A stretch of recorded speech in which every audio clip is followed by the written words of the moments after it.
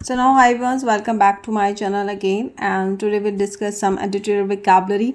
Is the first vocab is a misnomer. What's a misnomer? यानी मिथ्या नाम या कोई चीज़ गलत नाम. Okay. Next है solatium. Solatium is the mention is हरजानम. I will explain the every each of the words with sentences, and next sentence is sensitizations, जागरूकता, and outright यानी प्रत्यक्ष, and sober गंभीर या शांत, and मक्रॉब यानी भीषण. And let's see, have to look at the complete video is idiom and phrases. Every each of word is explained with sentences, and I explain to you synonym and antonyms, how to make the sentences and synonym. What is a synonym and antonym? So I will explain you. Let's see, have a look is the complete video and complete screen. तो screen पे समझते हैं चीज़ों को कि किस तरीके से इनका सिनोनिम होंगे या एंथोनिम्स होंगे.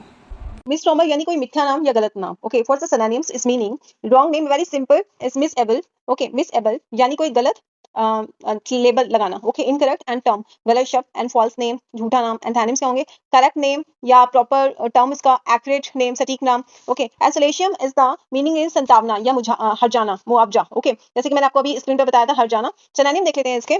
So these are the synonyms in screen. Take your screenshot. Is the first is the compensation. Let's have a look. Is a compensation.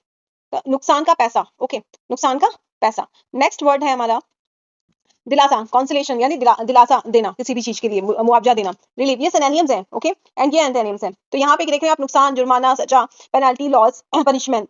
Take a screenshot. I hope and repeat your words again with me, ताकि आपको अच्छे से practice हो जाए. And आप बिल्कुल भी, अगर आपको बोलने में भी सेंटेंस को वर्ड को भी प्रॉब्लम हो रही है, तो अगर आप बिल्कुल भी परेशान मत होइए. कॉन्सोलेशन जैसे यहाँ पे प्रोनाउंसिएशन सबके आगे every each of words is mention this is pronunciation.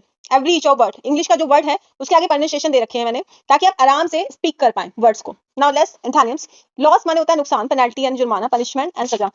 जानकारी होना, एजुकेशन शिक्षा देना, कॉन्सोनेशन सजगता, एंड फैमिलीलाइजेशन परिचित कराना. फैमिलीलाइजेशन परिचित कराना. एंथोनिम्स क्या होंगे? इग्नोरेंस अज्ञान होगा, अवेयरनेस जानकारी का अभाव, एंड इंडिफरेंस कोई भी चीज की लापरवाही. Okay, so these are the synonyms and antonyms. Out and right यानी पूरी तरह साफ साफ. सिनोनिम्स क्या होंगे देख लेते हैं. आउटराइट यानी पूरी तरह साफ, ठीक है, completely, totally, absolutely, directly. Antonyms क्या होंगे?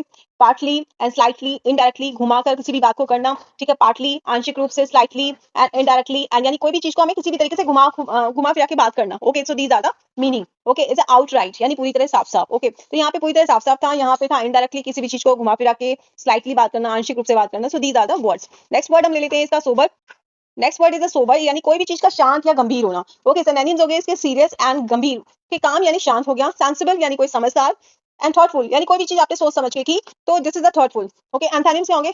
सो ड्रंक यानी कोई भी चीज नशे में, एंड केयरलेस कोई भी चीज लापरवाह रूप से हमने करी. तो what is the careless? Is a very common word, हम डेली यूज में भी बोला करते हैं इसको. एक्साइटेड क्या है? एक्साइटेड द मींस यानी कि बहुत उत्साहित व्यक्ति होना, किसी भी चीज को लेके उत्साहित होना. ओके, बात करना किसी भी चीज को लेके. सो वेरी एक्साइटेड पर्सन बोलते नहीं है सर. नेक्स्ट पर्सन हम बोलते हैं M कॉबर.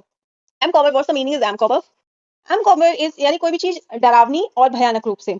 So what is the synonyms? Is a horrific यानी कोई भी चीज बहुत डरावनी है, हॉरिफिक है. ओके, एंड ग्रूमस, ग्रूमस घिनौना है, डरावना है, ठीक है, gruesome. It's meaning is gruesome. Every each of the words is a pronunciation mention this screen. Take your screenshot, repeat the word with me, and because is the keep the practicing is a very important. Okay, so before is learning is a keep of practising.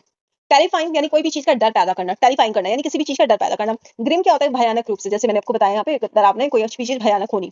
Pleasant यानी कोई भी चीज सुखद है, ठीक है, and cheerful खुशमिजाज, and happy यानी खुश.